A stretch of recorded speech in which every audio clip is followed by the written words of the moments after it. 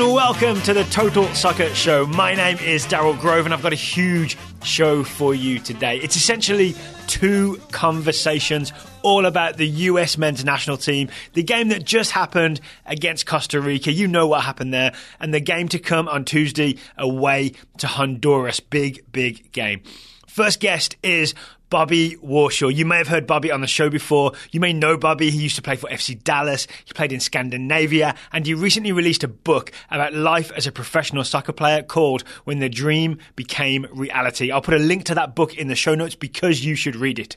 So the first half of the show is me talking to Bobby about what happened to the US against Costa Rica. He has an interesting take that you probably haven't heard before, and also sort of what we should do against Honduras, how the midfield fits together. A lot of really good conversations, really insightful conversations, figuring out what US players have, what specific traits, and how it all works and how it could work against Honduras. In the middle of today's show, you're going to hear a song written by Luke Tourville called My Three Favorite Words. It's a short song. It's like 1 minute and 40 seconds, and it is wonderful. And we are so grateful to him for writing and recording it. We hope you enjoy that. It's there to break up the conversation, but also to share that song with our listeners. Second half of this show is me talking to my good old co-host, Taylor Rockwell. We go even deeper on Honduras, looking at their roster, sort of what they're all about and what they have that could threaten the United States. And then we close the show with the Total Soccer Show Scouting Network. All that is to come. I just want to remind you before we start that today's show is sponsored by Bonfire.com. Bonfire is the company that we use for Total Soccer Show t-shirts, and we think you should use Bonfire too. They're based here in Richmond, but they'll ship anywhere in the United States. They allow you to set up a merch store with what you want to sell at no cost to you. You get really good margins on what you sell. We cannot recommend them highly enough. Go to bonfire.com/total soccer to check out Bonfire.com and sort of get the special treatment because they know that you've come via us. Okay, enough of me talking solo, except to warn you, this is a pretty long show, so you might want to listen to it sort of half and half. You're probably getting it on Monday. It's also going to be the final show we put out until after USA versus Honduras on Tuesday night. Okay, here's my chat with Bobby Warshaw. Hello, Bobby. Hey, man. How's it going? It's going pretty well, apart from the 2-0 loss to Costa Rica that we're going to talk about. I should let people know you are no longer in the United States. You're in Australia, right? But whereabouts in Australia? In Melbourne. Melbourne. I'm told to pronounce it. Yeah, right. Isn't there a whole thing if people pronounce it Melbourne, they get kind of upset? You got to. Yeah, dude. I'm trying to sound like a local. Coffee shops, Melbourne. So there's a time difference, but I also know that you definitely watched the USA Costa Rica game. So if you can tell us without getting yourself in any trouble, how did you manage to watch that game? It was at like a decent time, actually. It was 8:55 or something. In the morning? We woke up. Yeah, we woke up. Me and my friends wake up with me, and we all sat on the couch and watched. Oh, lovely. Yeah, it's a good way. That's like watching Premier League. Yeah, exactly. Except Premier League here is like 3 a.m., so I won't be watching much Premier League. But fair enough. MLS and national team games are pretty easy. And is it televised? So it was just televised on a regular channel, or did you have to like watch via an app? Or I'm interested in, does Australia stream US national team games, or do they show them on a main channel? We VPN. I see. Okay, say no more. Through ESPN. Yeah. All right, I like, whenever I go abroad, yes, you know. The fewer details, the better, Bobby. The fewer details, the better. Yeah. Well, speaking of details, let's get into the game. So obviously, Taylor and I did our big review of USA losing 2-0 at home to Costa Rica. And we were kind of, I'm not sure if you've heard it or not, but we were very down on the performance because we felt like there wasn't enough physicality in midfield in terms of the selection. Like maybe it was a little too ambitious in terms of the attacking to go at Costa Rica like that. But then I saw, and we'd already booked you for the show, right? But then I saw your tweets. Your tweets, Bobby, were sort of like, you were like obviously not happy with the result, but kind of pleased with the performance because the US went at it. So this is perfect for me because I really want to talk about this. So can you talk me through those tweets and sort of what you saw? Yeah, I was actually pretty happy with the way the U.S. played. In that first 55, 60 minutes, I was thinking to myself, damn, dude, this is the best I've seen this team play in a long time. But here's my caveat is not just the best, but the most demonstration of growth, both from where we were and where we're heading. Okay. So my problem is that in order to get better, I mean, this is a basic fact of life. You're going to take your lumps. You're going to make tough decisions. You're going to try and grow. But as you try and get better at anything, it messes with your muscle memory. It messes with just the way you approach life, and you're going to hit your bumps. And that's what I feel happened here, that I'm going to look back on this game in 10 years, and the national team in 10 years, and remember this game for the moment that we said, all right, we are going to get better. We're going to try and pass. We're going to try and play. We're going to try and control games. We're going to show bravery. So, yeah, I think when you look at all those things, the results sucked, but the process felt really good. But what if we don't qualify for the World Cup? Is that that seems like a much bigger lump than the lumps you're talking about. That's a giant lump to not go to the World Cup, right? Here's my thought on this, right? Like this to me feels like Morning Joe on MSNBC booking Donald Trump. Right, you do what you can to get rid. This is ESPN and Fox getting. We're gonna qualify. That game had nothing to do with qualifying for the World Cup. If we can't freaking go to Trinidad and Tobago and beat Panama at home, then that's our reason for not going to the World Cup. Right, like okay. There's 14 reasons that. So this game at home against Costa Rica to me was the perfect time to try and do something. It was the perfect time to say it's now or never, guys. Either we can play this style, we got to. So yeah, I mean this home game against Costa Rica was not the World Cup deciding game. It's freaking going down and being able to beat Trinidad and Tobago, which you better be able to do anyway. So here's how I look at it. Like I've seen the US play a similar style to what we did on Friday night, and it's worked out, right? Like say when we played Honduras last time in March, like it was a much more attacking formation than I expected. It was kind of similar tonight, right? With a lot of attacking midfielders and two strikers in I think Dempsey and Altidore at the time, and the US won 6-0. But what I felt was that when we tried to do the same sort of thing and take risky passes against Costa Rica, like to me that's a mistake because Costa Rica are so well structured and organised in that 5-4-1 and so great at sort of marking you off and shutting down space and making it impossible to play out of the back. Because I saw it as like the Tim Ream, Jeff Cameron, those guys being selected as centre-back, it was almost like these are the two guys that, they're good with their feet, they can make some plays happen, let's play it short to them out of the back. But Costa Rica kind of just shut it down. And so to me it feels like a mistake, almost like we overestimated how we could play through an organised Costa Rica team. This is but if we had just lumped it forward and we had won 1-0, wouldn't we have been saying to ourselves, God damn it, guys, it's 2017. Why can't the men's national team pass and control possession? Right? I mean, how many times we've been through this literally for the last 15 years. This is what happens. We play Honduras, we play Costa Rica, we squeak out a 1-0 result by getting the ball wide and whip into the box. And then after the game, we're thinking to ourselves, I don't understand why we can't control these games better. And is it weird that it was Bruce Arena did this, though? Because the narrative when he took over was sort of, this is going to be a steady hand, and he's just going to make sure that we sort of navigate the CONCACAF waters all the way through to Russia. And instead, it's kind of been the exact opposite of what people thought about Bruce Arena, right? It's almost like he's doing what Klinsmann promised in 2011, which was to kind of move the team forward and have a more proactive style. It's amazing, isn't it? It's so phenomenal. It's all backwards. I was saying this since the beginning, that we're going to get fun Bruce. That Bruce for two reasons. One, if you watch the Galaxy in the last few years, they were actually super fun to watch. Yeah. They were the one team in MLS to me that since Kreis and Beckerman's RSL, that just seemed like they had an idea when they were on the ball. It was free-flowing, it was calm, it was brave. So I'm not surprised to see him take that to the national team. And Bruce can say all he wants about how he doesn't think about the passes, but there's no doubt in my mind that New Jersey Bruce Arena has no problem putting up a middle finger to Jurgen Klinsmann and Galati and all these people that have disrespected American soccer. Right, so he's doing it without saying it, kind of, right? Totally, totally. So I have no for both of those reasons. I'm not at all. When he got hired, I expected to see fun Bruce to be this guy that finally brings along this evolution of American soccer. So, don't get me wrong. Everyone here, Bruce Arena hears what people like you and I say about him being the pragmatic, boring choice, right? And right. Bruce has a chip on his shoulder. So he hears these things and he wants to prove us wrong. So I'm kind of with you in that Bruce has been much more proactive and exciting than we ever expected. And I was with it all the way until we lost 2-0 to Costa Rica. And I think Bruce's quote afterwards, we were outplayed and outcoached. So he's kind of just accepting that Costa Rica's, tactical decisions were sort of one step ahead of what he was doing with the United States. And what worries me is maybe we're trying to make this leap forward, but maybe we just don't quite have the quality of players to be able to pass through Costa Rica. I mean, this is a team that, 2014 World Cup quarterfinalists and all that. Yeah, you're really right. In a sec, I want to ask you what you and Taylor would have changed about the choices and why. Yeah. If we actually think that Bruce got out coached or if he was just saying that to build credibility in the locker room. So as not to throw players under the bus, kind of. Right. I mean, it's a leader's job to take the blame. But here's my question, right?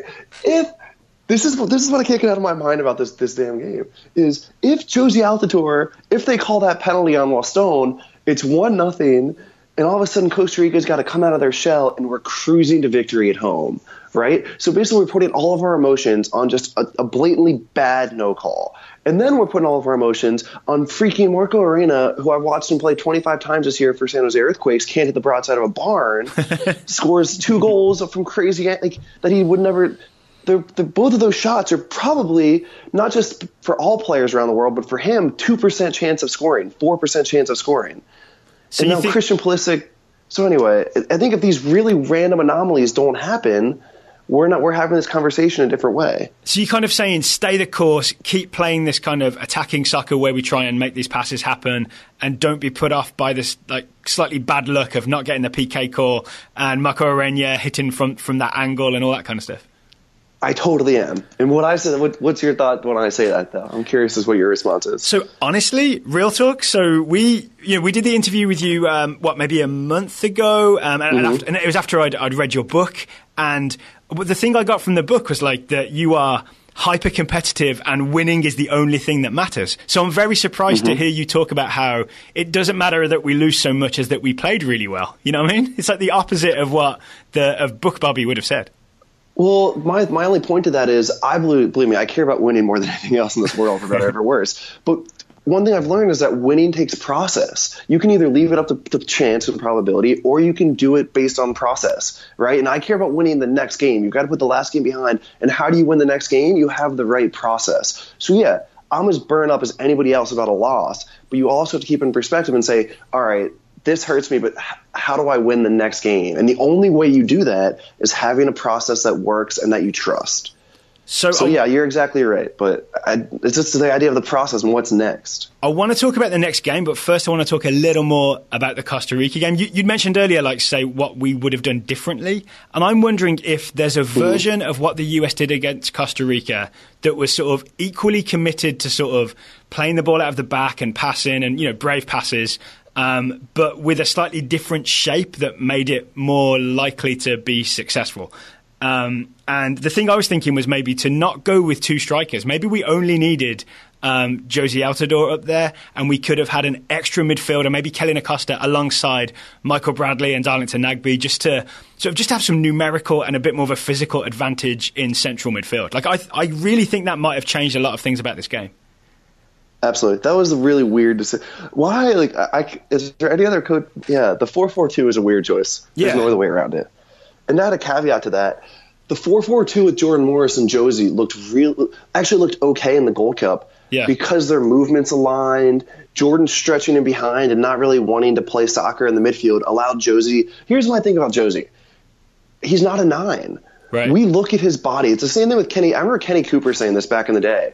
Or it was actually his dad saying about Kenny. It's like people look at Kenny and they think he's either a center back or a center striker. And it's the same thing with Josie. We look at his body type and we say he must be a 9. But the dude just doesn't think like a 9, right? He doesn't. There was the ball that got played in the channel for Bobby Wood. Bobby Wood whips out. It was a perfect pass from Wood, left-footed on the ground behind the Costa Rican defenders.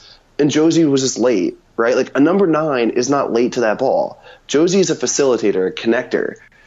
Yeah, I like him coming deep and doing that. He does that thing where I still don't have a name for it, but he receives the ball and lets it roll under his foot and then uses the backwards instep pass to sort of connect with people. I love seeing him come deep and do that. So is that one of the problems though, that if we go 4-2-3-1, that maybe Josie's not necessarily a good choice to be the one sole striker because he doesn't like being stranded up there?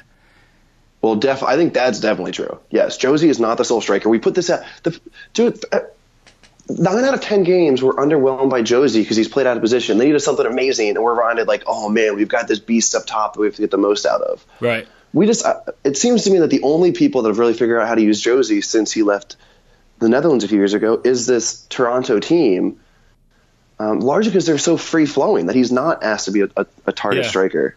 So yeah, the 2 up top was really weird. I'm with you on that. But maybe I think we've hit on something here. Maybe the thinking is to get the most out of Josie, you need another striker alongside him. And then, so you either maybe have to drop him if you're going with one striker, or you have to really just commit hard to two centre-forwards to get the most out of him. Maybe that's the calculation that Bruce Arena's making.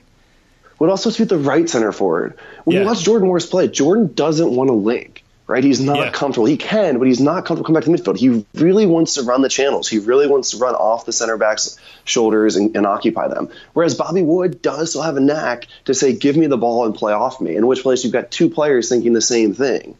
If you go back and watch that Gold Cup with Josie and Jordan, if you look at their movements, it was, and my guess is they probably never trained on this. It's just their natural the way they think players. One would come, one would go. It worked well, and you did not see that with Wood and Josie that much. And isn't that, I think actually we did do our predicted or preferred lineups, and I really wanted to go. I wanted to go Josie Altidore, Jordan Morris. I couldn't express it as sort of expertly as you just did, but it was mostly because it worked against Costa Rica in the Gold Cup semi-final. Mm-hmm. For that exact reason. It's the same thing with Fabian Johnson. Bobby Wood's probably the most talented, though, isn't he? Doesn't it feel like he's the best all-around striker? So how do you leave him off the field at that point? Yeah, I don't know. So I understand Bruce's conundrum. That's part of international managing, right? Is you've got to make some really, really tough selections and not put Gerrard and Lampard together, for example. Yeah. Oh, man, how you got to go there, dude? Oh, why you got to go there? I went there because I want to talk about midfield partnerships. Yes, that's what I was going to say. Well, what do you think of Fabian Johnson? I thought he looked like a guy who'd only played 10 minutes of soccer in the last few months, which is exactly what he's done. He played 10 minutes for Borussia Mönchengladbach, coming back from injury, and I don't think he was fully, I don't say match fit, but he didn't look fully sharp. And also, Taylor, in studio, I was watching it with him, he kept pointing this out. He was like, watch that guy run. He looks like he can't get out of middle gear because he's just not quite sharp and ready to go. And so I don't want to do that thing of throwing stuff at German Americans and suggesting they're not trying hard enough. I really just think he wasn't ready to go. Yeah. You guys are exactly right. That's the main point. I want to throw something else out, too, about Fabian Johnson with Villafania on the left and then a midfield of Michael and Darlington. And I just don't think that Fabian Johnson sees the game in the same way as those guys. Villafania, Nagbe, Bradley are all pass first. They want to get it. They want to give it. They look for spaces and triangles. And Fabian Johnson just doesn't see the game. He's a slasher, right? He's a get it. He's a go. He's a get the ball off my foot. He's not thinking 2 or 3 steps ahead. So while Fabian Johnson is also... Oh, so yeah, I was going to say, we saw him play it out wide and then he just dart into the box and that's it. And he's just ready for that ball in behind or over the top. Exactly. And I don't know how you balance this as a head coach, but Fabian Johnson is probably one of our top 5 most talented players. But if the other 4 most talented players don't see the game the same way as him, he's probably got to be the odd man out. Yeah, I feel that way too. I mean, it made it easy when he's not fit to say he shouldn't be selected. And also I feel like Darlington Nagbe and Villafania is the best left-sided combination. So I'm kind of willing to sacrifice Fabian Johnson, or at least I definitely was against Costa Rica. I'm not sure what we do going forward with him, when everybody's fully fit. Yeah, I'm not sure. But it feels inevitable that he ends up being the starting left back, though, doesn't it? It's just going to take a bit of persuading. If we make the World Cup, doesn't it just that we all like Villafania, but it feels like when it comes to the biggest of games that it's going to go back to Fabian Johnson in that game? Yeah, that's maybe just going to be sort of a grown-up conversation with Bruce and Fabian, where they have to, talk some truth to each other. Yes. Now we're on the biggest stage. Now I need you to, like he did in the World Cup, right? Yeah. I mean, he was so good in that World Cup. I was a little worried about his sort of marking and positioning at right back. I feel like a couple of guys got away from him in key moments, but it's maybe worth the trade-off given the sort of lack of depth we have at fullback, I think. Yeah, that is sad. America has a really bad defenders problem right now. It does feel that way. It does feel that way. What did you make of Jeff Cameron and Tim Ream? They've come in for a lot of stick for their performances, I guess especially on their 2 goals. Yeah, dude, I really do my best to give players the benefit of the doubt, but those goals were bad. I don't know what to say. I don't know what's going on. It's having been a center back, right? It's just really hard to adjust from pass and possession mode to grind, defend, stay tight mode. So I understand their conundrum on that. Yeah. But at the same time, neither of those goals, I mean, I guess the second one with the Cameron giveaway was bad. God, it was weird. Why did he play so, man, I feel like I can't remember last time Jeff played so badly. I don't have any great analysis on why those, that other than literally just brain lapses. And for the most part, I would say the national team should feel good walking off that field. except probably those two. Those two are going to be the ones that really. But no, I say this from a player's perspective, right? It's sometimes you just know you let yourself down and you could have done better. So that's all I can say about those guys. I think they were tasked with playing out of the back, and Ureña and Bolaños and Ruiz and Guzman and who's the other central midfielder? Borges made it really, really, really hard for them to do so because they put pressure on them. They blocked off all the different angles. I think I realised this too late, so it wasn't included on our show. But the first goal, Tim Howard is trying to kick it like left to Tim Ream or right to Jeff Cameron, and that's why they've pulled wide. Like he wants the short ball, the Pep Guardiola, Claudio Bravo short pass out to the centre backs. And it's when he sees they can't get free to get the ball, that's when Tim Howard decides to kick it long or longish. I think he accidentally kicks it medium in the end, right? So that's why we end up with a ball that's played out and comes back and they're spread too far out. So I think, and then the second goal is what Jeff Cameron kind of trying to split through a midfield to find the feet of someone. I can't remember who. But again, everybody's a little too marked up and he can't quite find the pass. So I just feel like they were almost outmatched in terms of, overmatched in terms of they were told to try and like play the passes, but the space wasn't there to play into. That's what I saw, especially with that Jeff Cameron outside of the foot second goal. Yeah, it's spot on. Let's look. We talked a few minutes ago about the 4-4-2, right? Like, let's look. We can say the 4-4-2 does or doesn't work, but let's actually look at the chess moves on why it matters. Okay. Because when you have the 4-4-2, it's asking two forwards to stay high. Yeah. When your center backs pass out of the back, there's generally a checklist, right? Like playing center back is a little bit like playing quarterback in football, in that you have checkdowns. Generally, your coach or your team style determines what do you look for first. Is it the ball through the lines on the ground? Is the ball, for a Pep team, it's just give the ball to the center midfielder. Right. Okay, so if that's the easiest pass, give the ball to the center midfielder. It demands that center midfielders come back and get the ball. So all of a sudden, if Michael and Darlington come back and try and get it, but you've got two strikers high and really two pretty pure wingers. I know we try and make Christian into a 10, but the dude's still a winger. Yeah. So all of a sudden now, if you look at the 4-4-2, how does it impact the center backs on the ball? Well, if the two forwards are high, it allows Costa Rica center midfielders to press Michael and Darlington when they come get it for the simple pass off the center back. Now, once that's taken away, it's asking Ream and Bradley and Cameron to make the harder pass through the lines, right? So, yeah, we can say, why did Jeff and Tim keep on giving these balls away? Well, that's what the 4-4-2 does to you in your check down list as a center back. So would you have gone 4-2-3-1 in hindsight? I would always go 4-2-3-1. I want to give Bruce the benefit of the doubt, but 4-4-2 doesn't make any damn sense to me at this point in world soccer. And then if you do go 4-2-3-1, who do you like to see in there? And this is one of the reasons I was excited to talk to you, is because obviously you've had a lot of experience playing centre midfield at a very high level. And I've seen you do a lot of writing for Howler and other places about how central midfield partnerships work. So I really want to put it to you, like, what is the best balance that you see in a central midfield partnership for the United States? Like, who would it be and how would it work? You guys would have liked to see more muscle in there, huh? Which I guess I can't disagree with. Yeah, because I remember seeing Nagbe sort of get his foot stamped on. I remember seeing him sort of like just lose out on a lot of physical challenges, so that in the end, Costa Rica had numbers and they had kind of aggression and size in a way that Michael Bradley alone couldn't deal with. Did you know who did you watch the post-game show on ESPN? I did not. Dude, Herc made a fantastic point. He asked, who is the playmaker for Costa Rica? This is word for word what Herc did. Who is the playmaker for Costa Rica? Are you asking me or are you asking Herc? I'm asking you. Okay. This is what he did. And the answer is Ruiz, right? And he says, how many times was Ruiz on his butt during the game? 0. And who's the U.S. playmaker? Christian Pulisic. And how many times was he on his butt? 10. Which I thought was a really interesting point. Yeah. God, so what would I do? I mean, our solution was to get Nemanja Matic to change citizenship and be American, but I'm not sure that would be cool. That's not realistic. That would be cool. Here's my thing, right? I actually don't care about the person as much as the general mentality of the players.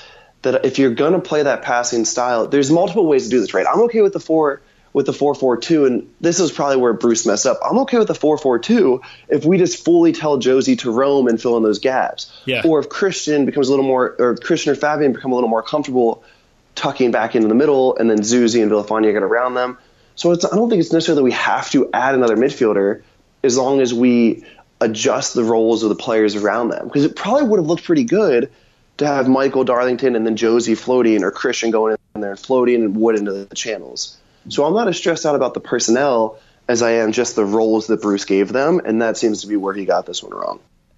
Hey listeners, this is Daryl here, cutting in with an ad break, and I've got a very special guest with me. Who is that on the other end of this phone?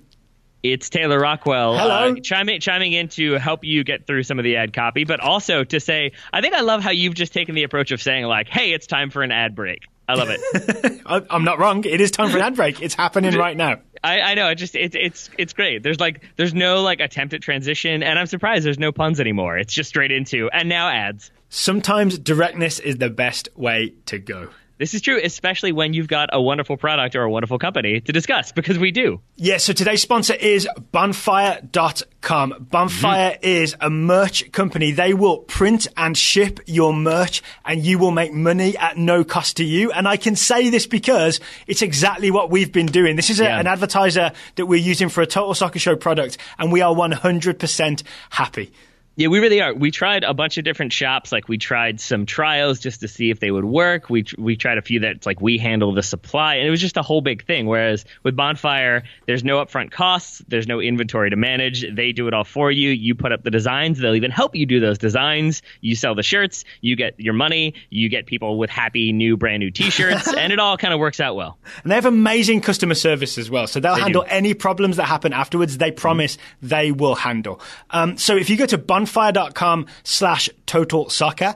That's, it'll come through us. They'll give you special treatment and they'll be waiting for you. You'll be able to get free design help. And I'm thinking of like the type of people that could do this, Taylor, are soccer podcasters who are looking to sell some, T-shirts or tote bags or hoodies or anything. You can do this with zero investment if you go to bonfire.com/total soccer. But also, I'm going to go out on a limb here, Daryl, and I'm going to say not just soccer podcasters, but all podcasters would be allowed to do that and are encouraged to do that. And it turns out, I looked into this, there are other types of small businesses that are not podcasts. I was shocked to discover this. But if you've got a digital agency, or if you do letterpress, if you do any sort of small business that doesn't have a big budget to like print a load of T-shirts and put them in a cupboard and wait for people to buy them, bonfire.com/total soccer is the perfect place for you to be able to sell merch to your customers, to your listeners, to your fans, to anyone who wants to buy your merch, to do it with no cost to you,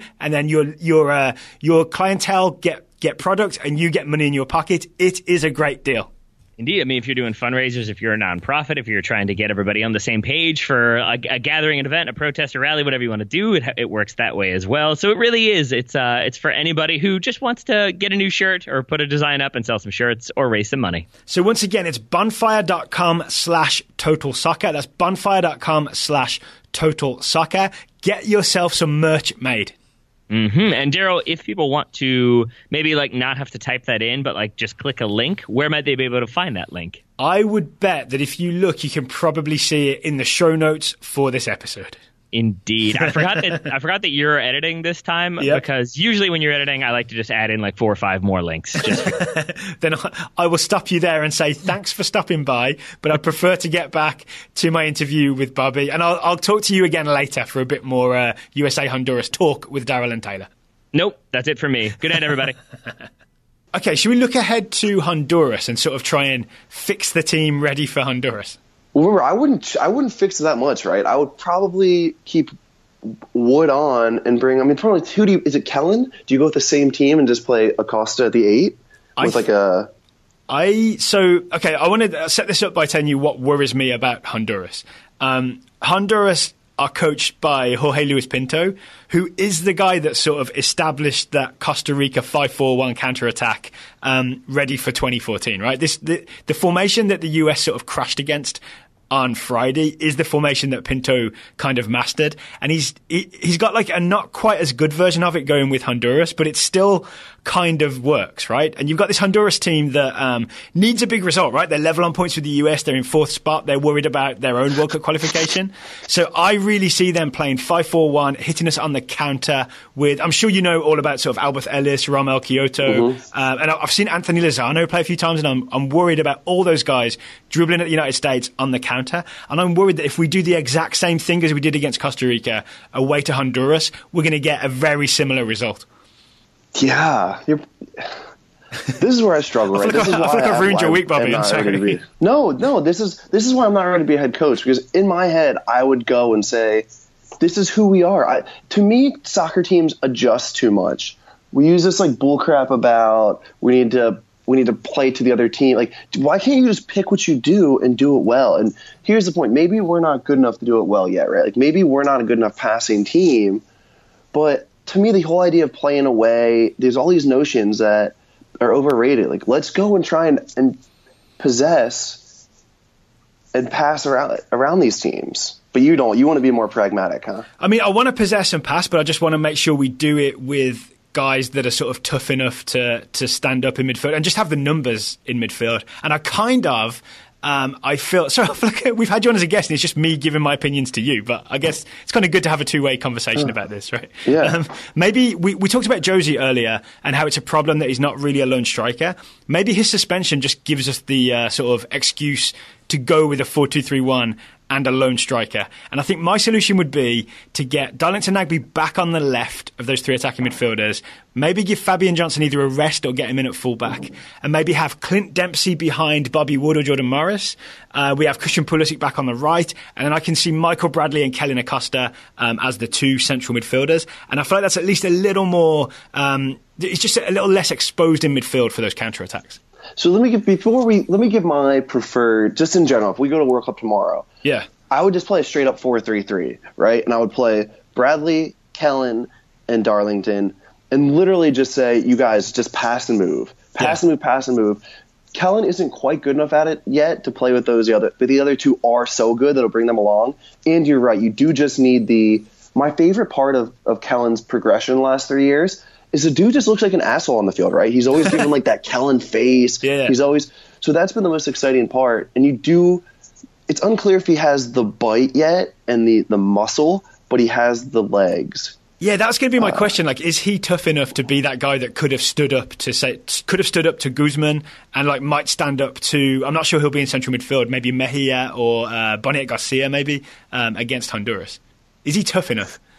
This is the ultimate conundrum of coaches, right? You've got talented young players, but how do you ever know if they're tough enough unless you give them the chance? Right. And I generally dislike young players, but as a head coach, at some point you've got to take a leap of faith and say they'll never be able to do it unless you give them the chance. So, in my head, I'm thinking Acosta survived at the Azteca against Mexico. I'm pretty sure it was Bradley Acosta in midfield, right? So he at least has some track record. Like maybe this Honduras away game, the game that killed Timmy Chandler, maybe this is the kind of game that could do it for him. Isn't it amazing how up and down we've gone on? Yeah. This dude plays in Azteca. We're like, he's going to start in the World Cup for the next 35 years. Uh-huh. And then he's got a couple bad games in the Gold Cup, a bad run with Dallas. We're like, can he do it against Honduras? We're not sure. Like, this to me is just like the ever-present, but so what would I do? What are the other options, right? It's Dax McCarty? It's Kellen, it's Dax. Yeah. Do you think there's a place for Danny Williams in this team? Like, is this where we really do realize that we need a hard man on this roster? I noticed in your ads after your tweet about, I like that we're trying to pass and possess. Someone mentioned why didn't Arena call in Danny Williams to add some midfield bite? And I think at this point I wouldn't mind seeing that be given a try, just because at least it's a purer defensive midfielder. This is here's the thing about this, right? I know this isn't like great analysis. Who the hell has watched who has been watching Huddersfield for the last few years? It's like when I think about Mix, like Paul Areola. Like, don't try and tell me that people were watching at Liga, like Paul Areola 25 games, right? Or people were watching Rosenborg. Like, we're basically taking. This is one of my pet peeves about American soccer. So we talk about these guys like, don't tell me you were watching Huddersfield last year. I have no idea if Danny Williams is any good at soccer. Yeah, I think that's the right take, because I think a lot of people just see like, he plays on a Premier League team, therefore he must be good. And I don't think people really think about what's involved or how he fits and all that kind of stuff. And I think Danny Williams last year was with Reading, who just missed out on promotion. You're right. Moved to Huddersfield this summer. You're right. And he was, from what I understand, he was a fine championship player, but it's not as if everybody in England was talking about, who's going to get Danny Williams next season? You know what I mean? Yeah. But here's something interesting. Something when we were all building our 23 before, during, and after the Gold Cup, what we weren't saying is that there needs to be a place for a hard man. Yeah. And maybe now we are. Yeah. Maybe now we're saying we need the specialist spot 4, and maybe this hurts Dax. I mean, can Dax be a hard man? Maybe, maybe not. But it does seem that we're thinking to ourselves, oh, crap, maybe there is a spot, in those last 5 spots for an enforcer. Can I ask you about Dax? I'm assuming you're quite familiar with his game. So is he tough enough to do that? Like, what do you make of him? And could he form a partnership with Michael Bradley? Because I feel like I have sort of passing familiarity with him. Would I start Dax? This is hard to say.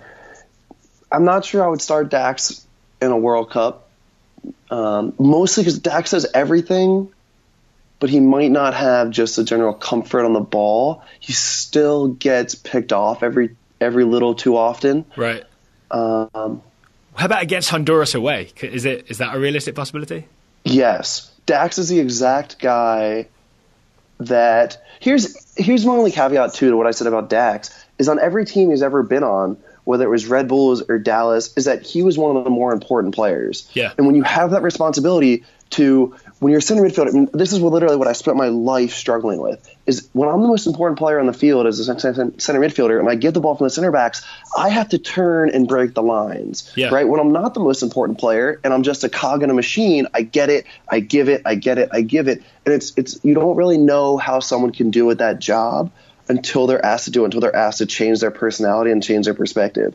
So until we give Dax a run of 4 or 5 games in the spot saying, listen, you're just a cog.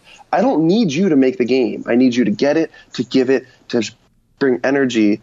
So the Dax that I watch every day for MLS is a very good MLS player, still gets picked off a little too often. But my assumption with the national team is that he wouldn't try and do those things that gets him picked off. Yeah.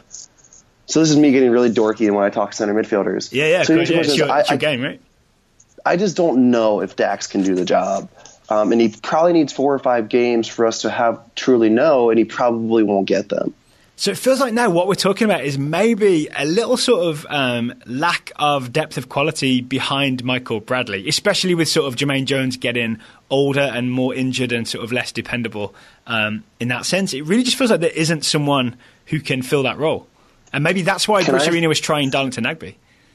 Can I ask you a question that might be blasphemy? But Yeah. So we now had Jermaine Jones, we've now had Kyle Beckerman, we've now had Acosta, we've now had Dax a little bit, we've had Nagbe. I know where this is going. And I'm not positive, right? This is me just throwing it out. Somebody texted me this during the game, and I was like, dude, you're crazy. And now after 48 hours, I'm like, oh, this might – none of those 5 or 6 have played well next to Michael. Yeah. At what point do we say, oh, crap, maybe there's a different common denominator here? I mean, I don't know. I'm not willing to go there because he always looks the better player compared to the people that he's with.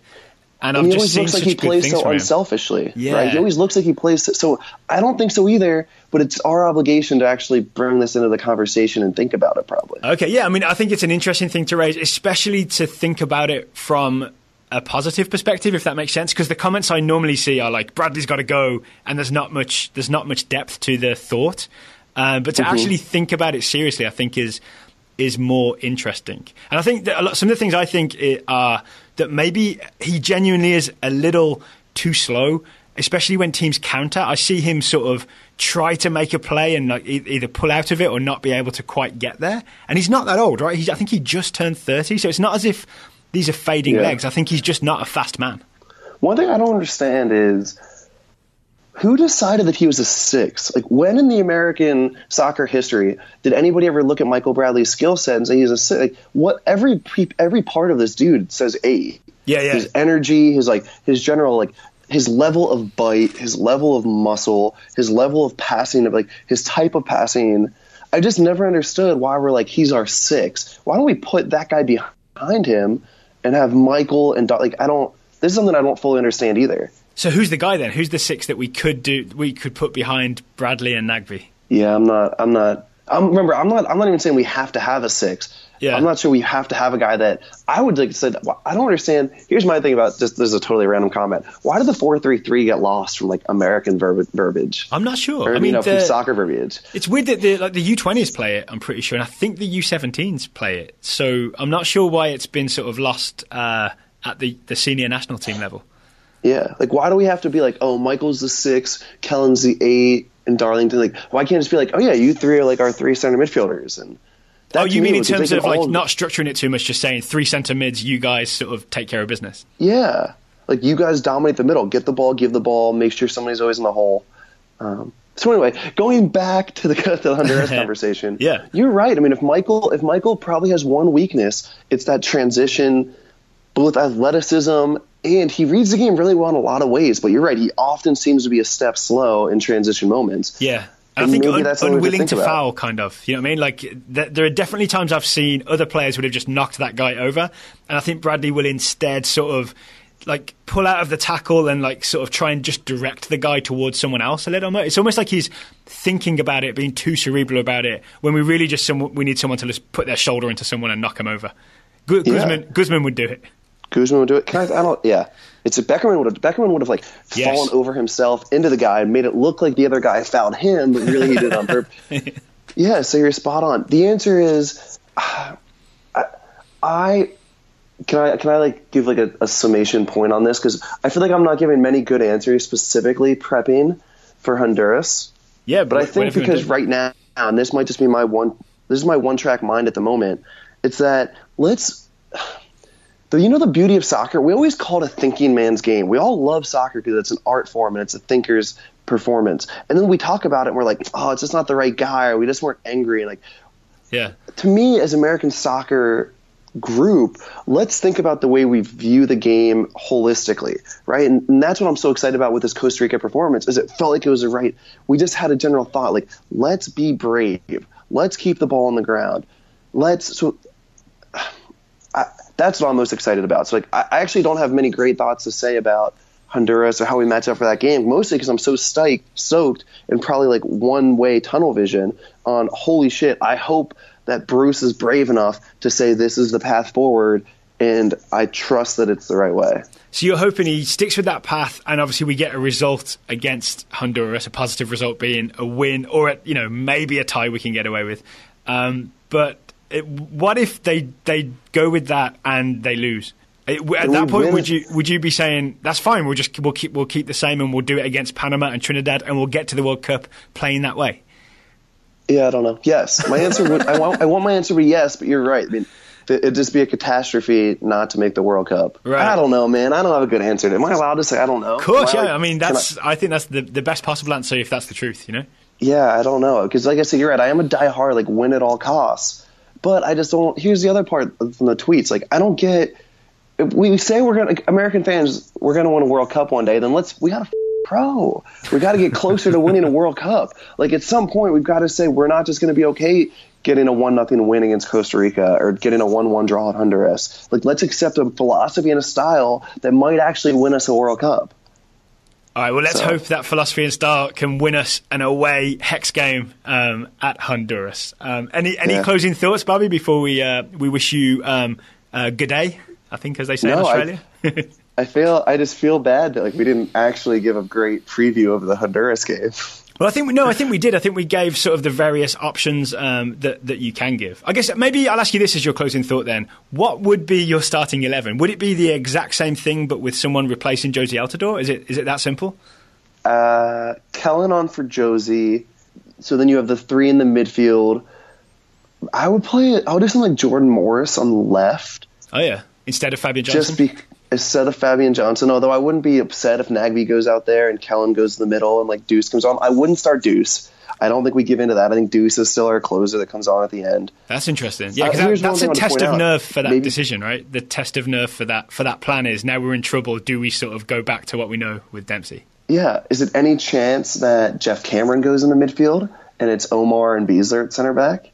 I don't know. That worries me. I don't know if you've heard us talk about this, but I've got my worries about Omar Gonzalez holding an offside line. Yes, absolutely. And you're spot on. But maybe this is the game that it's okay to just have Omar drop against the pace of Elise and Kyoto. And then you get Cameron and Bradley and Acosta in midfield, maybe? Yeah, and then you just say, let's just go let's go overrun them with sheer energy and athleticism when you bring on Acosta and Cameron. So that's actually in my head. That's what I would expect Bruce to go. If he doesn't go with the 3 in the back again, then I would bet Omar, Beasler, and Cameron in the midfield with Acosta, Nagby on the left, Christian on the right, and Morris at World up top. Okay, I'm into that. I could do that. Yeah, and I would also think, I don't see why we wouldn't do wholesale. I don't think Wood plays again, actually. I don't know why Bruce would have changed for the. I mean, it's still 4 days in between with the travel day. Yeah. So I would expect Johnson out, Wood out, maybe Nagbe out. Although I would actually expect Nagbe to start, but wouldn't be surprised if he comes out. Got it. Okay. I think Bruce Arena had some mostly pleasant things to say about Bradley and Nagbe's performance after the game. I don't know if you saw those quotes. He sort of said, yeah, they did fine. Don't blame them. I agree. They were fantastic. God, isn't it watching Nagbe get the ball at the top of the 18 from Tim Howard and just check his shoulder and turn to the side the defender is not on? Yeah. Literally gives me chills to watch. Yeah, he did it in the first couple of minutes against Costa Rica, and that got me kind of excited. I thought, oh, he can just dribble out of pressure and we're away. And I was hoping the whole game would be like that, but then I sort of think Guzman put a stop to that when he just stamped on Nagbe a few minutes later. It's true. Here's the last thing we're finding. What happens at right back? Or does Cameron go to right back? Or does Helen go to right back? I wouldn't waste Jeff Cameron at right back. I prefer him as a centre-back because I'm not too thrilled about the other options, but I can also see the logic in putting him in central midfield if we are worried about sort of strength and combativeness. I don't know how you feel about Graham Zusi, but I'm still worried about his sort of defensive positioning and sort of when to step and when to look behind him to check if anyone's there and all that kind of stuff. But I don't have a better answer, except maybe I think I'd suggested maybe just give Christian Roldan a go. But I know that's not that's kind of a risky thing to do. Yeah. There's no chance that Roldan hops above Dax. Right. Except you would play Roldan at right back? Yeah, that's what I was suggesting maybe, because I wasn't thrilled about Zusi. I'm not convinced by Eric Lehigh, so Christian Roldan, I've seen do it for Seattle a few times, and he's been kind of quite an exciting option, so I'd be willing to give that a go. But I'm also saying that having not fully examined it. Do you know what I mean? Be a roll of the dice. Yeah, I love those. Those are the best thoughts, dude. But yeah, just if you're right, if we're going to assume that Honduras' big threat is the counter after sitting deep, then I'm okay with playing Omar and Beasler, who are both drop first guys, keep the game in front of you. I know you read about the offside line and maybe we get caught once or twice, but for the most part, Omar drops and keeps the play in front of him. And then maybe I'm okay with Cameron at right back if we're worried about Elise and Kyoto's pace because Cameron matches up with it. And then we just have to figure out the partner in midfield. And again, we're thinking maybe Kellen Acosta? Yeah, that's got to be a given, right? You got to if he did it as Azteca, yeah, that's what I would expect. All right. So, Bobby, I think we kind of solved it. I'll have another go at it with Taylor, and then I'll just hope that Bruce Arena has a better plan than any of us come Tuesday night. Exactly. I feel worse after this conversation than when I started. I was feeling so confident for the team, and I'm like, crap. Oh, I'm sorry. Well, yeah, let's hope it all goes right on the field. So, Bobby, once again, thank you for taking the time to talk to me this morning in Australia. Yeah, man. Thanks for having me. All right. When can we expect you back on United States shores? I don't know. I'm still working on that. Oh, okay. All right. This is an open-ended trip. Yeah, pretty much. Right. Well, I hope you enjoy. Thanks, man.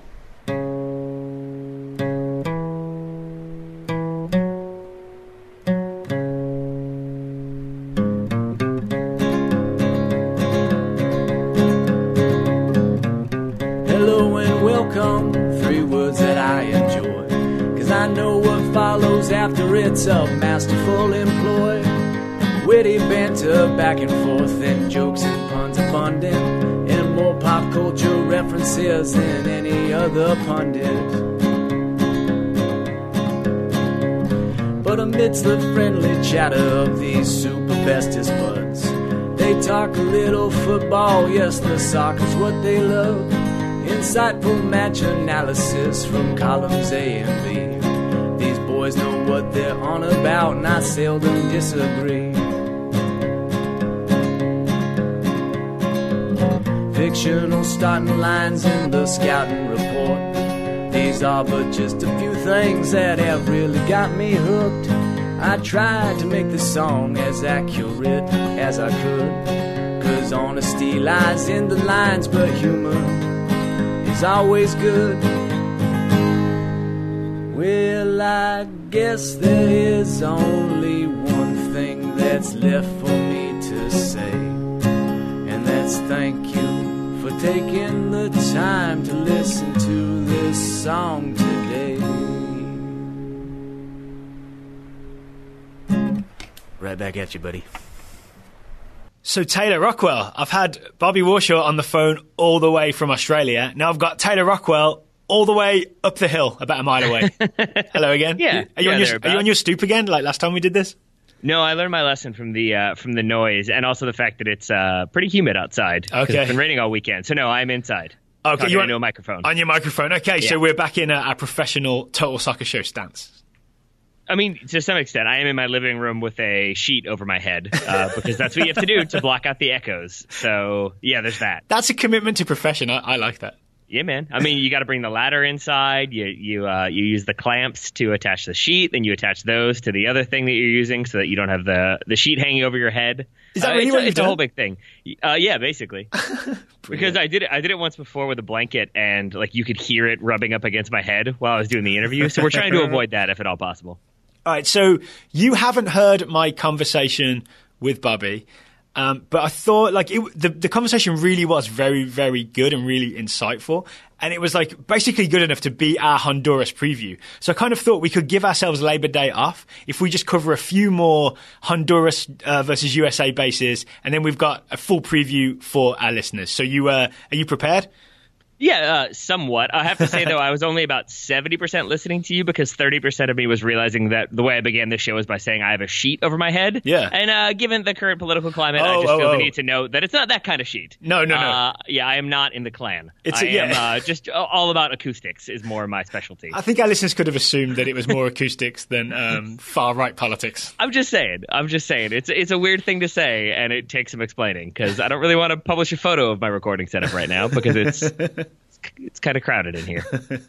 All right, should we get to this Honduras Sure. roster? One of the things I didn't talk about with Bobby is who's on the Honduras roster and, just as importantly, who's not available for this game against the United States. So we'll start with who is on it then. Yeah. I mean, the names that I know well, that you know well, are Romel Kyoto and Albert Ellis, the Houston Dynamo attackers. They'll be definitely involved to some extent. I doubt it'll be the 4-3-3 we saw against Trinidad. I'm guessing it's going to be a little more conservative, and they will probably be partnered to some extent by Anthony Lozano. Yeah, and so I did mention this with Bobby, but any combination of those guys, it's very, very, very dangerous on the counter-attack. Because you can picture like the Houston Dynamo goals this year. Albert Ellis and Romel Kyoto do this amazing like job of sort of dribbling at you and cutting inside, especially Kyoto. You're going to see him. He probably wears number 12, I think. He'll be on the left wing, probably cut inside and go at you. So that's a scary proposition for Graham Zusi, in my opinion. Oh, I can't really remember like specifically the Honduras game, other than that it was a fun time for the USA because it was 6-0. But as I recall, that like those front two, Kyoto and Ellis, rotate a lot. So sometimes like one will be on the left and then pop up on the right for some reason, and then they'll switch off in the middle. So it's a lot of rotation that the U.S. defense is going to have to track and make sure they pay attention to. And there's Anthony Lozano in there, and I'll bet 35-year-old Carlo Costly, who I think we know from previous encounters. My guess is he comes off the bench to add a sort of. He's kind of like the Honduran Clint Dempsey in terms of not necessarily playing style, but in terms of sort of his role, which is to come off the bench and cause trouble. I mean, that will be interesting to see. I think he came off the bench in the last game at halftime because Emmanuel Izaguirre, who we know, he also of a veteran experience, got 2 yellows in that game, second coming in the 65th minute, got that red card, so he's suspended for this game. So I think they had to adjust a little bit. That's why you had that halftime substitution. We'll see what they do against the United States on Tuesday. So Izaguirre missing is good for the United States. This is the guy who used to play fullback for Celtic. I believe, I'm looking at the roster, he's now at Al Fayha in Saudi Arabia. So I think he's making some money right now is what's happening with Izaguirre. But I remember him being a dangerous attacking fullback, not the best defensive fullback. But the fact that he's missing is good because he was very, very much the first choice. Yeah, other than that, I mean, if you're looking at him as an attacking fullback, then maybe they wouldn't have played him since he is 31. Maybe they want to go a little bit more conservative. No. But given just the fact that they only have, looking at their roster, I think 7 defenders in there, and they sometimes go with the back 3, so it'll be interesting to see what they do to replace him. The other important misses are Roger Espinoza, who I'm a huge fan of. I would say I'm a Roger Espinoza stan. I'm a big believer in his talents. He has apparently fallen out with Jorge Luis Pinto. They're sort of not talking, and Pinto said, I didn't even talk to him for this game. So no Roger Espinoza on this roster. The other one missing is Andy Nahar, DC fans obviously familiar. Heard of him. Yeah, I think he's still at Anderlecht, a good dribbly winger or fullback. He didn't get back from an injury in time, so he's going to be missing as well. So this is all good news for the United States. Yeah, I mean, I would say it has to be, especially because we weren't sure how they were going to cram all those attackers in last time. Yeah. And the answer is, I guess it didn't really matter because the United States were very aggressive and Honduras were a little more open than we thought they would be. I think we talked about this a little bit before we started recording, and we're thinking that maybe our preview from last time still applies to this game. Yeah, so we previewed the home game and essentially said they would play in a counter-attacking 5-4-1, and the US would have to be very smart and very careful about trying to break down that defence without getting hit on the counter. Because I think, as I said to Bobby, so listeners will have heard this, you won't have heard this, the coach is Jorge Luis Pinto, the guy who invented Costa Rica's counter-attacking 5-4-1. So be afraid. In my mind, for a moment, you just ended at Costa Rica, and I was just going to be like, no, he didn't. He did not invent Costa Rica. But then I see where you went with it. Yeah, it was originally called Pinto Costa Rica. Costa Pinto. There it is.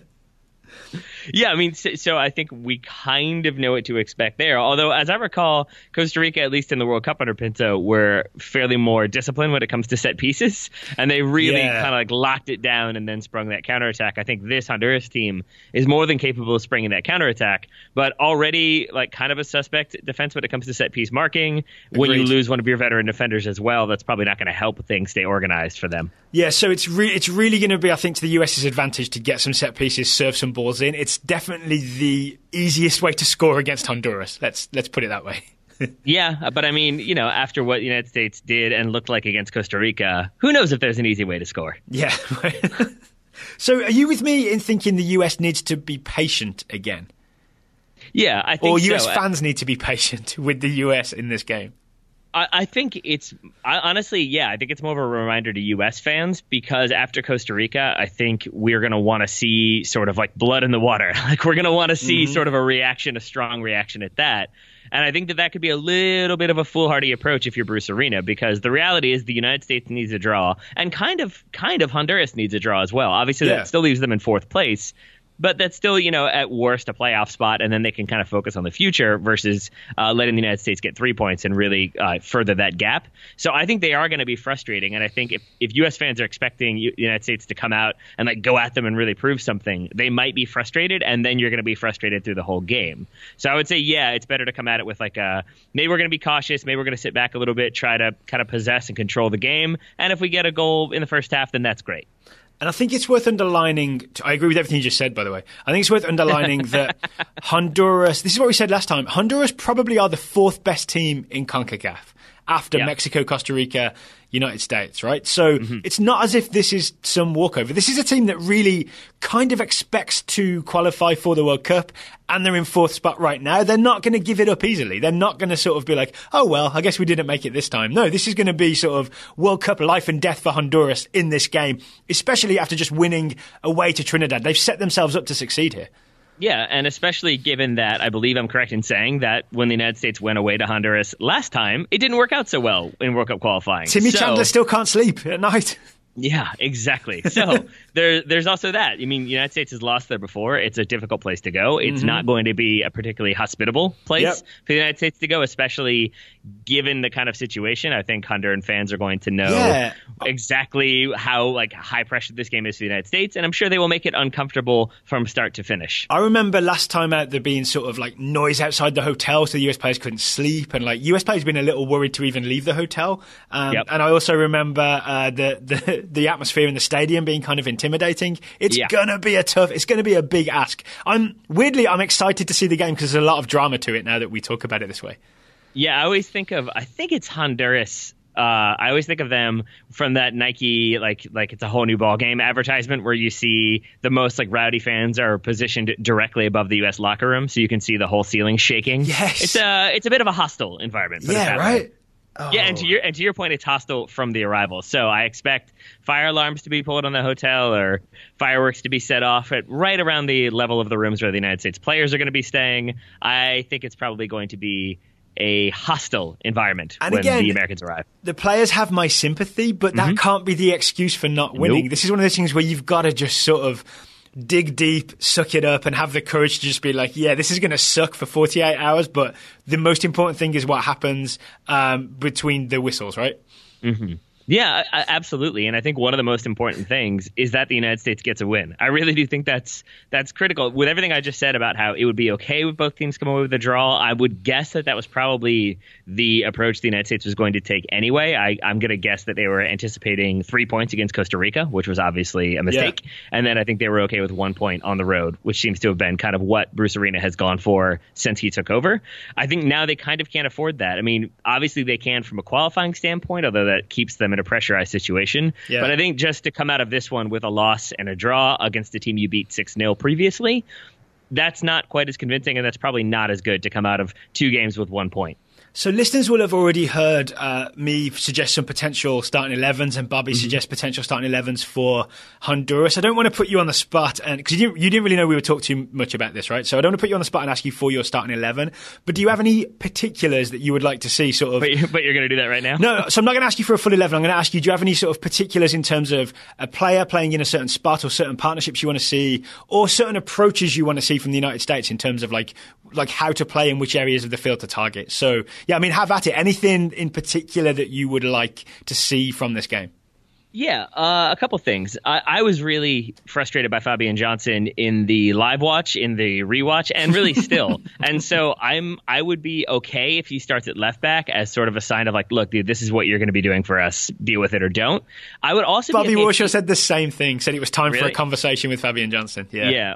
Or I would be okay if he does not play. I really am at that point where I was really frustrated by his lack of effort, by his lack of enthusiasm, by just his overall there was just no motivation there. There was no fight. I think it was fitness, right? Didn't we agree that it was kind of he was recently back from injury and wasn't fully sharp enough to go?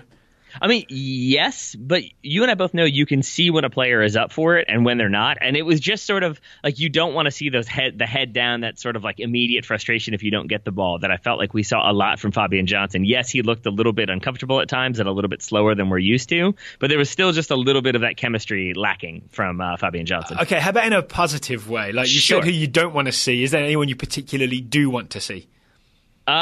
Yeah, let me think. I mean, I feel like it's tough after Friday night, right? When nobody left a really positive impression. Well, it's just because there's nobody that like I really like am demanding to see off the like that didn't play or didn't start for the United States. It's just sort of like I want to see positivity. So with that said, I wouldn't mind if we saw Brad Guzan. We've gotten a lot of responses about Tim Howard's delivery and his ability to kick the ball, and it does feel like maybe we're onto something here. So if we're going to try to play out of the back, maybe it's okay to have Tim Howard. If we're going to kind of boom long and put Honduras on their heels immediately, maybe that's Brad Guzan. I think I'm okay with Jeff Cameron starting at center back again. I think I'd rather see maybe a change. Maybe Matt Beasler starts. I think we were both okay with that before. Indeed. And then, I mean, I guess if I wanted to feel like sort of secure in the United States' approach, I would probably want Michael Bradley and Kellen Acosta as your two midfielders. Go ahead. I'm with you on that because we talked earlier about the possible Honduras counterattack. I don't want to see a situation where it's just Michael Bradley at the base of a midfield having to deal with suddenly multiple Honduran dribblers. I would like to see him have a partner so they can space it out and sort of share that defensive responsibility of putting a stop to counterattacks together and not just Mikey B doing it on his own. Yeah.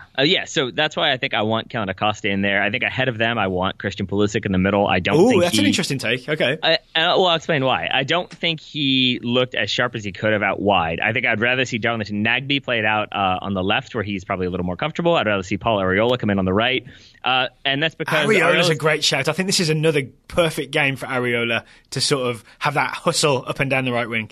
Yeah, because I think on one wing, I want the hustle, I want the hard work. On the other, I want a little more technical ability because you could have sort of Pulisic drift over and have some combinations there between Nagbe and Pulisic because it's going to be Honduras probably bunkering and sitting back and getting numbers behind the ball. And so you're going to want, I think, a little more of a technical player to try to break them down, which is why I also wouldn't hate... Yeah, he gets called in real fast.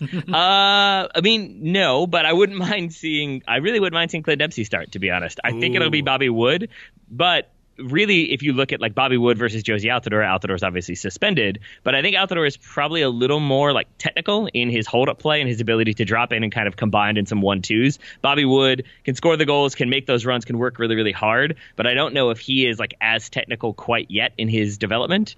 But either way, I think that's what you kind of want to see is players who can combine and get some combinations going, get a little bit of that swagger to do some moves to take people on, but play as a team. I think that's what the United States really needs is the ability to kind of possess calmly in Honduras' half. So I'm sorry, what were you saying? Bobby Wood to start or Clint Dempsey to start?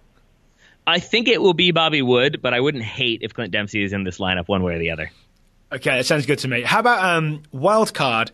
What if Bruce Arena does go 3 at the back and we go back to sort of the 5-man defense that went to play Mexico at the Azteca with DeMarcus Beasley at left back and really kind of safe options and 5-4-1? We do what Costa Rica did.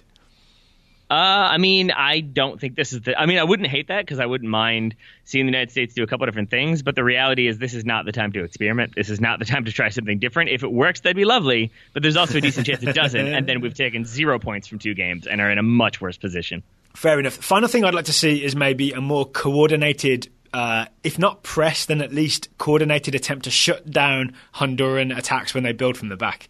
None of the uncertainty we saw against Costa Rica, where it wasn't quite clear who was stepping to whom. Yeah, and is maybe that grammatically correct? I'm pretty sure it was. Yeah, and that's probably why, again, it might be Bobby Wood, because he does have that pace and that kind of tenacity and that fight to go after players, to put people under pressure, to give a few elbows, like not like the elbows to the face, but you know what I mean, like a little bit of a jostle in there. I think Bobby Wood is more than capable of doing that. Jostle it up. Yeah, why not? Okay, I think that's a pretty good preview, especially in conjunction with... I hope you'll listen to the Bobby Warshaw conversation and enjoy it, Taylor. I think there's some really good stuff in there. If you don't mind me asking, did you all discuss Mr. Omar Gonzalez at all and what you think might happen with him? Yeah, so Bobby had an interesting idea that he agrees with us on the sort of the dangers of trusting Omar Gonzalez to hold an offside line, but he kind of thought that... with the dribbling attackers, maybe he's not the worst guy to just drop deep and be able to track an Ellis or a Kyoto on the run and sacrifice a hard offside line for a guy who's willing to drop and stop plays as they get in behind. And I kind of thought of he didn't say this, but I kind of thought of Gonzalez versus Jamaica in the Gold Cup final, where he dealt with pacey attackers by dropping off, but it worked in that situation. In fact, first of all, you've convinced me. I'm okay with Jeff Cameron and Omar Gonzalez starting. Second of all, I'm now firmly in the camp of Fabian Johnson should not start this game. Okay. Because even if he is that left back, we talked about it, he's still coming back from injury. He looked a step or two, maybe 3 slower. He is not a person who is going to be able to run up and down that wing for 90 minutes, contribute to the attack, but also make sure that he's getting back at full pace to deal with the pace of those attackers we've already mentioned. So maybe it is Jorge Villafaña staying back a little bit more, obviously getting into the attack when he can, but primarily focused on shutting down counters. Maybe that's what you want to see. Here's a DG prediction, DMB. Oh, that's obviously, good shout, Daryl. The trusted DMB will play left back in Honduras. Yeah, and I'd be okay with that. I really would. Yep, been there, done that, DMB. BT, DMB. I mean, and we talked about this last time. It's worth reiterating. Plays with two of those front 3 for Honduras. Yes. He plays with them at club level, so he kind of knows how to deal with them, or at least has a little bit more familiarity. Maybe he'll even do the David Guzman and stomp on one of them in the first 5 minutes. I'm not sure I can see DeMarcus doing that, but okay. I'm not sure I can either. So, most important thing in a preview: when is this game, and where do people watch it? I mean, it's tricky here, right? Because it's 7:30 Honduran time, which means it is 5:30 on the East Coast here, is when coverage begins. Yeah. Now, normally that means it could be a 6 p.m. kickoff. It could be a 6:30 kickoff. It seems like, if we're going with what FIFA and CONCACAF and U.S. Soccer have said, it's going to be 5:35 is going to be kickoff. I trust FIFA, not in all things, of course, but I do trust their kickoff times. They're the ones that told us 6:55 for USA Costa Rica.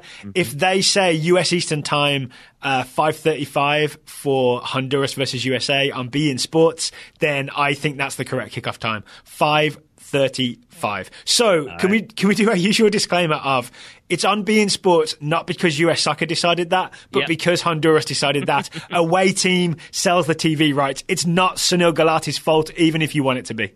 Yeah, we can definitely agree on that. We can also agree that we're going to be doing quick take, hot take review. Then we have soccer practice to get to. We got to practice with our street soccer team. Thank you. Yeah. I forget. We've changed the name. I wasn't sure if we wanted to go like full publicity for the new team, but it's our street soccer team, but the full name is HPFC. There we go. You've given it all away then. Yep. And then we'll be back. Are we going to do, is that the plan then, Daryl? I think we're making this plan live. Are we going to go back to the studio after practice, watch the game and record again? Or are we going to do that Wednesday morning early? I'm willing to do it after practice, but I understand if you're not. I think I am, with the caveat that you might then not hear from us until Thursday. Well, should we play by ear? We'll see how interesting the game is. If there's a lot to break down and we're eager to get into it, and it's something people will want to hear about, we'll do it that night. That's fair. So we'll put it on the U.S. then. Yeah, the U.S. and Bruce Arena. It's up to you guys. Put on a show, guys. Put on a show. But we'll definitely have a quick take, hot take after the game. I will say also, Be In Sports, if you don't have Be In Sports, you can go to a bar and try and find it. You can also use the Verizon Go90 app. There is an app called Go90, Go90, where you can stream a lot of Be In Sports soccer on your phone and sometimes on your laptop or your tablet. So if you're really desperate for an option to watch this, a legal option to watch this, where you don't need any sort of subscription, you can do the Go90 app. There we are. Not a paid advertisement. I can say that because we asked them and they basically didn't get back to us. But you can definitely stream it via Go90. I can't speak to their customer service, but the game is definitely on there. You are seriously giving away all the secrets this evening. That's fine. We got nothing major to hide, have we?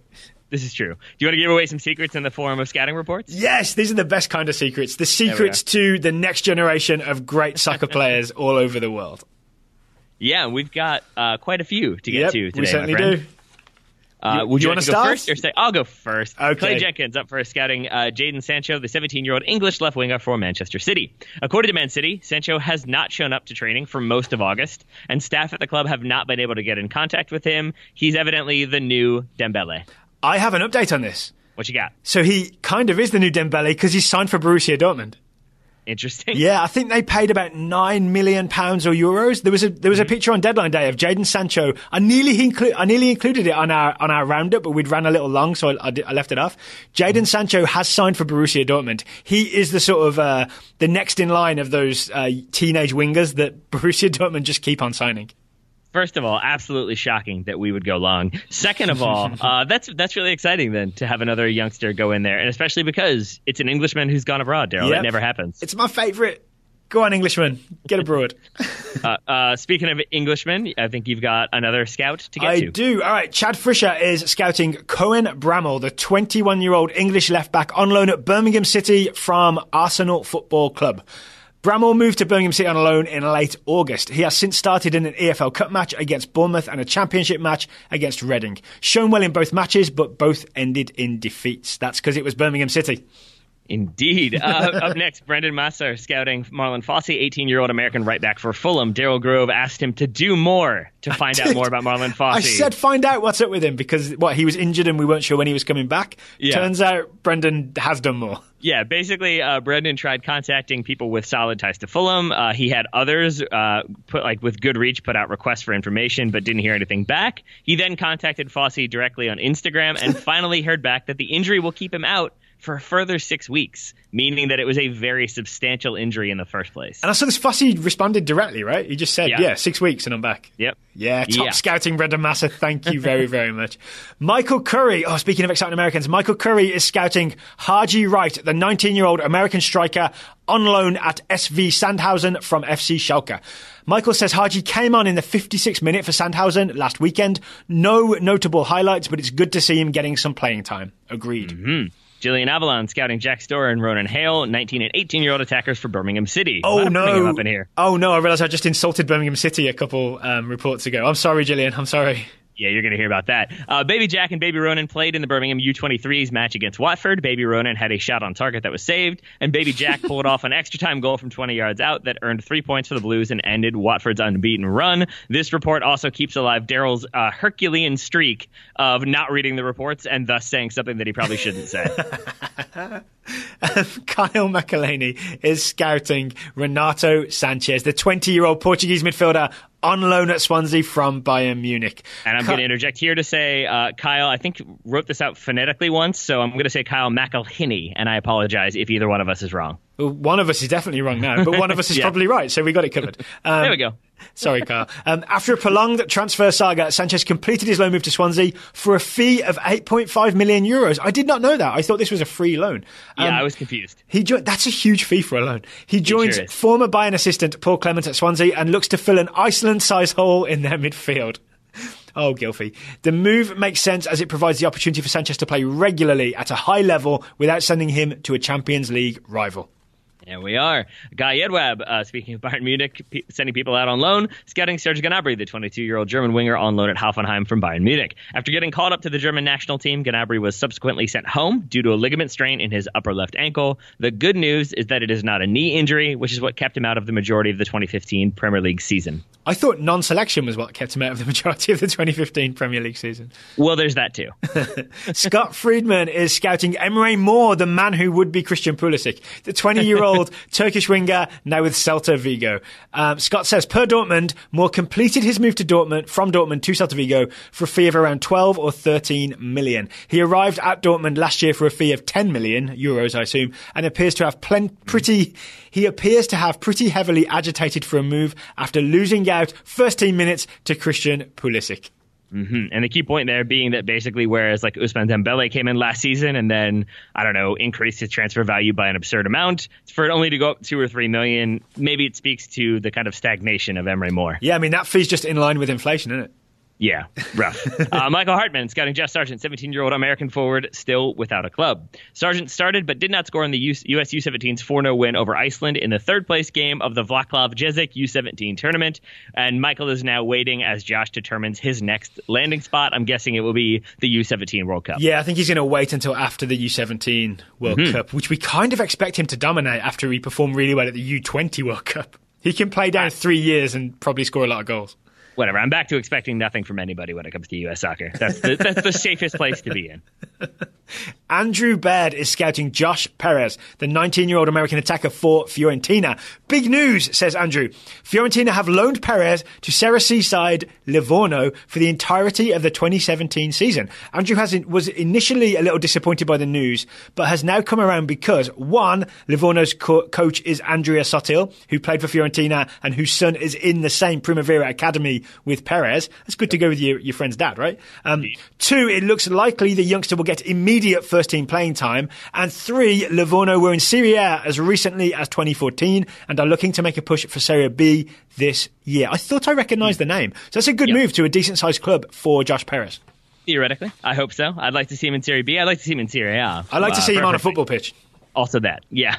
Brian Gardner scouting Moise Kean, the 17-year-old Italian-Ivorian striker on loan at Hellas Verona from Juventus. In an effort to allow Kean Serie A playing time, Juventus sent the youngster to Hellas Verona on a 1-year loan. He will likely see initial minutes as a sub for Gianpaolo the Madman Pazzini. I do not know why he's the Madman. That's for another scouting report. Yay! Joe McKernan is scouting Gabriel Gabigol Barbosa, the 21-year-old Brazilian forward on loan at Benfica from Inter. Interesting. Mm-hmm. Joe says, in the dying moments of a pretty dramatic transfer window, Gabigol was sent to Benfica on loan with an option to make the deal permanent. Benfica fans on Reddit Soccer were not very fired up by the news, as they had hoped to pick up a defender since they already have 4 strikers. Not ideal. But maybe ideal. Who knows? Maybe you're just going to play like 17 attackers and see what happens. Do you remember when it was sort of like Gabriel Barbosa and Gabriel Jesus we considered as kind of equals? Yes. Yeah. And the turnout, as always, is don't have bad facial hair. or overly groomed eyebrows. That doesn't work either. Good life lessons here on the Scouting Network. Indeed. Rylan Arnold scouting Ben Woodburn, the 17-year-old Welsh winger/forward for Liverpool. He scored, says Ryland. Mr. Woodburn scored on his Wales. Indeed. Scored on his Wales senior debut against Austria. It was an impressive strike from outside the box that proved the decisive goal, but Wales remained third in this World Cup qualification group. That would be UEFA Group D. Darryl, did you see this goal? I did. What was really weird, and I saw this on Twitter somewhere, the goalkeeper it's amazing. dove so hard to try and save it. The keeper ends up on his back. Mm-hmm. Like he sort of twists in midair trying to get to this. It's a long-range shot, right? Trying to get to it and ends up lying flat on his back, which is ultimate victory for a striker.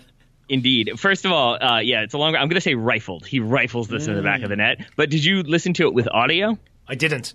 All right, so if listeners out there can find it, it's on Reddit. You can find it elsewhere. So the key thing here is that it comes like just as the Welsh fans have stopped singing. Does Wales have a national anthem?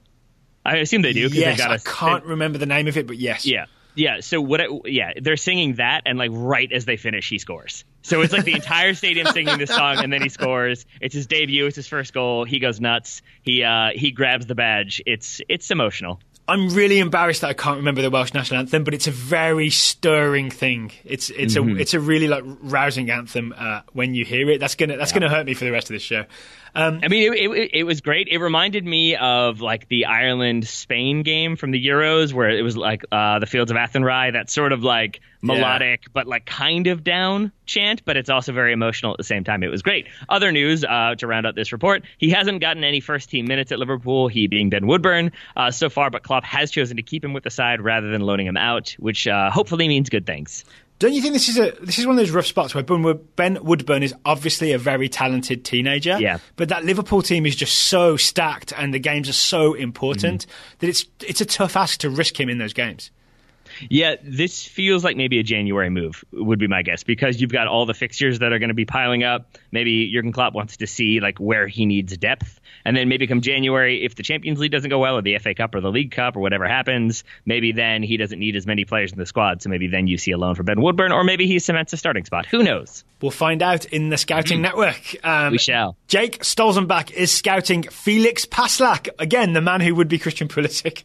The 19-year-old German right back on loan at Hoffenheim from Borussia Dortmund. Passlack was sent on a 2-year loan to TSG Hoffenheim, and Jake hopes that young manager Julian Nagelsmann will be able to develop the plateauing defender. I think that's the first use of plateauing on the Total Soccer Show. Love it. It definitely is. Kirsten Mladinha scouting Breel Embolo, the 20-year-old Swiss forward for Schalke. That was Breel Embolo. I could have bled that one together. Embolo has not featured for Schalke in his first 2 games of the season and wasn't called into the Swiss team for their most recent round of World Cup qualifiers. He's still working on getting back to full match fitness. He did, however, feature for Schalke in their benefit match against 5th-tier Gütersloh. I'm sure I butchered that one on Friday. He played the full match and scored 2 goals, one nicely assisted by Weston McKennie. Obviously, it was just a friendly against weak opposition, but getting minutes and scoring goals can only be good things. Agreed, Kirsten. Agreed. Final report comes from Ryan Kinahan scouting Bruma, the 22-year-old Portuguese winger for RB Leipzig. Bruma came on in the 78th minute and scored a golazzo volley in the 80th minute of Leipzig's 4-1 victory over Freiburg. Welcome to Das Bundesliga, says Ryan. He also added in a later email that he went from enjoying Bruma's anonymity, I guess because then he didn't have to send scouting reports, and lack of news, to taking pride in his development. Ryan says, my advice and coaching has obviously paid dividends. Obviously it has, Ryan. Obviously it has. And again, a view behind the TSS curtain. Ryan is a friend of ours, plays on our soccer team, literally lives around the corner from me.